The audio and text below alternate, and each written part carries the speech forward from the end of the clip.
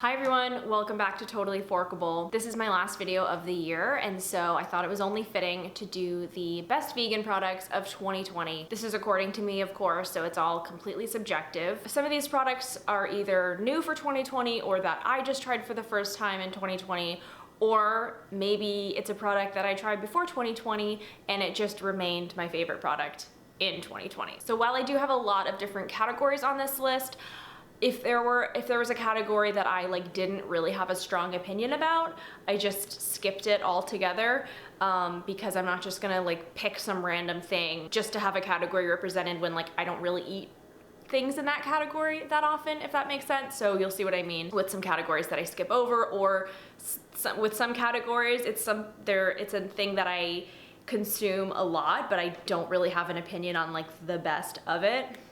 So you'll see as we go.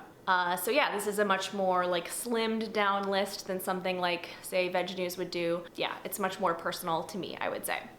And so let's get started. These are in no particular order, just kind of as I thought of them as I was brainstorming. Starting off with the best dip of the year, and I am giving this to the Kite Hill French onion dip. This is something that I discovered a little bit more recently. I think actually over the summer, there was this discount grocery store near where we used to live, and we used to go in there once in a while because they would randomly get really good vegan products, and they had this Kite Hill dip, and I think it was relatively newer, and I decided to buy it and I really liked it. And then I got it again a couple weeks ago, and I was like, man, I forgot how good this stuff is. This stuff is great. And then the night before Christmas Eve, I went to Whole Foods and did a big trip for Christmas Eve and Christmas meals. And I got the Kite Hill dip again, and I was so excited to eat it. And as soon as I opened it, I could tell that something was off. I looked at the date and it had expired in September. So the point is that I was disappointed because that's how much I like this product. I'm also going to give an honorary mention to bitchin' sauce. This is not something that I tried for the first time in 2020. I think I first tried bitchin' sauce in 2016. I've tried so many of the different flavors. My sort of favorite that I keep coming back to is the cilantro chili, I think it is, flavor, which is weird because I always used to hate cilantro, and I'm still not crazy about it, but I can tolerate it now. And the Kite Hill, the bitchin' sauce cilantro flavor, it's not overly cilantro tasting, and it's just so delicious. It has this perfect umami flavor, and it just has so much going on, and I love it. Let's move on to best cheese of the year. This one, I was really pleasantly surprised by my choice of this one, just surprised by this product in general, which is the Violife Epic Mature Cheddar. I tried this cheese for the first time on camera, actually, in my vegan fromage and charcuterie anniversary picnic video, which I'll link up here. I had never really liked Violife cheeses before. I had tried a few of them. The texture of them melted, I really didn't like. There are certain vegan cheeses where when they're melted, they just have this really goopy type consistency that I think is A, very uncheese-like, and B, it just tastes weird and has a weird mouthfeel.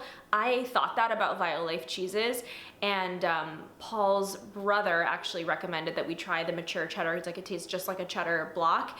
And while I don't think it is exactly a real sharp cheddar cheese, it is very similar. It's got a great hard consistency. It's got a really nice sharpness. It gets better and better tasting as you are eating it. A lot of vegan cheeses kind of get worse tasting as you're eating them, and I just really enjoyed this cheddar and was very pleasantly surprised by it. Next category is best drink of the year, and I am giving this to, very predictable, this was nothing new this year is what I'm trying to say, and that's GT's kombucha. I love it. It was the first kombucha I ever tried, and I thought it was disgusting back then, of course, because I didn't understand what kombucha was. I thought I had bought a tea that had gone bad. Over the years, I've grown to love kombucha, and I've tried a lot of different ones, and I just love GT's. I just think they have the recipe down to an art. The flavor I most commonly get, I would say, is the gingerade flavor.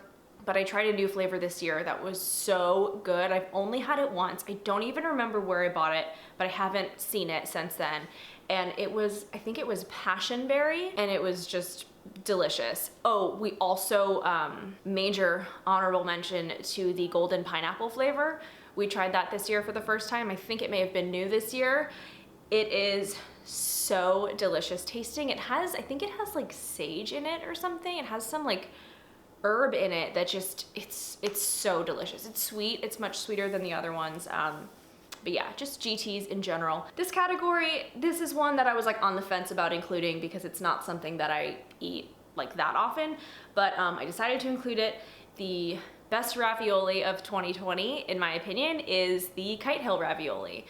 I've tried a couple of other vegan raviolis. Most of them are tofu based, and it just has this like terrible texture where it's kind of like too chewy. It doesn't have enough seasoning on it. It's not that flavorful. The Kite Hill one, if I just ate it as an omnivore and no one told me it was vegan, I probably wouldn't know that I was eating something that was vegan. Best snack of the year.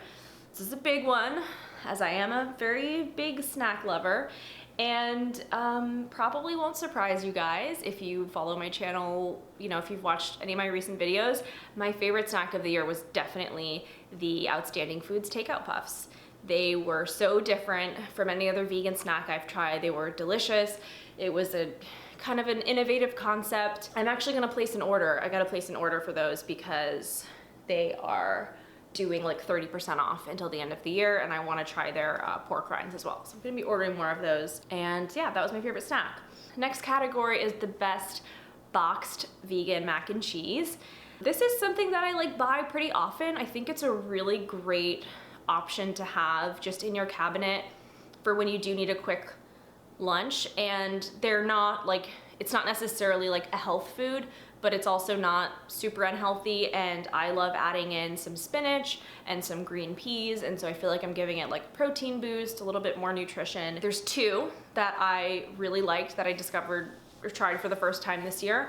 One, the brand is called Postabilities, I believe, and they have a vegan mac and cheese, and their whole thing is that they have like really high quality Italian inspired pasta. Their whole thing is that like the quality of the pasta matters, and I got their one, the shape of the pasta, it was like these little ruffles, almost like a piece of lettuce or something. I don't know what type of pasta it is. It really elevated the experience, and like having that shape where all the cheese gets kind of like caught in the grooves, it was great. The cheese powder mixture tasted like literally just like every other like vegan mac and cheese powder mixture. Like there was nothing special about the cheese sauce, but the pasta itself was great. And then my second favorite mac and cheese, so these two are like kind of tied. Someone recommended this one to me on Instagram when I was making the Postabilities one, and I said something like, I wish there was a good replacement for like the Annie's white cheddar mac and cheese, because like, let's face it, that was the best non-vegan mac and cheese. Like, I grew up eating Kraft, and then once I discovered Annie's, like, it was all over. And someone was like, hey, you should try the Modern Table white cheddar, and I did, and I thought it was great. It really did remind me of the Annie's white cheddar, not exactly of course, but it was pretty close. And I think with the Modern Table one, it's lentil pasta, so it has more protein. And the Modern Table has a ton of vegan flavor options. There's like like an Alfredo one, there's like a garlic and herb, I think. They just have a ton of different options. I've only tried their like original flavor and the white cheddar flavor, and I liked them. I wrote down best milk, and I left it blank because I don't know, like I don't have a milk that's like a super big standout for me. My go-to is just the Silk unsweetened soy. It's just what I drink every day. I sometimes buy Oatly, like if it's on sale or if I'm just feeling like indulgent. And then there's, you know, I'll try some random different ones, but nothing really stood out to me this year, so I left that one blank. Best butter, I am giving it to Miyoko's, just in general. Miyoko's butter in general. I love the like cultured European blocks of butter. I also love the new like tubs of oat milk butter that she came out with this year. I think it's really cool that they They had one, you know, most of their stuff is cashew, and then they branched out into like oat this year. I think that's awesome. I think oats are, from what I understand, a lot less environmentally damaging, you know, easier to grow, cheaper, etc. I really like the oat butter. I tried it in my Miyoko's video, and you know, the garlic and herb flavor is great, but I would say we mostly buy the oat milk tub of butter and the European block. And I also like the tub, like I just like having like a tub of butter. I think sometimes it's easier for everyday use. Best mayo, and I am giving this to Vegenaise. I believe it's technically pronounced Vegenaise, but I've always called it Vegenaise, and I'm just gonna stick with that. I think that's a way better name and like better sounding and like more clever name than Vegenaise. Like it's vegan, so let's call it Vegenaise. Anyway, I know everyone was crazy over like Just Mayo, and you know, we had comments in my vegan products I missed video about Just Mayo, how it like came out and then it disappeared, and I liked it. I wouldn't say I was like absolutely crazy about it. And then like the Hellmann's vegan mayo I liked okay. Like mayo's to me, like as long as it's kind of like creamy and like a little bit like acidic, like I'm good. But I will give it to Vegenaise because it's made by Follow Your Heart and they're an all vegan company and I love that. Okay, best sweet is, and you guys know I don't have a sweet tooth, so this was a little bit of a stretch for me to include this one, but I'm going to give it to the Eat Pastry cookie dough. I just like it. I love that it's in a little tub. You can eat it out of the tub if you want. You can make cookies out of it. I think the dough is really good. The cookies taste good. And so I'm giving it to that. I didn't include a best ice cream category, which I feel like is a big one that people like probably want to know, or that, you know, is like included on every list, but I don't find myself reaching for ice cream that often. I did really like the Daily Harvest ice cream. I have a whole video with Paul trying it. I will also give an honorable mention to the Coconut Bliss brand ice cream cookie sandwiches. This is something that Paul discovered and he is obsessed with them.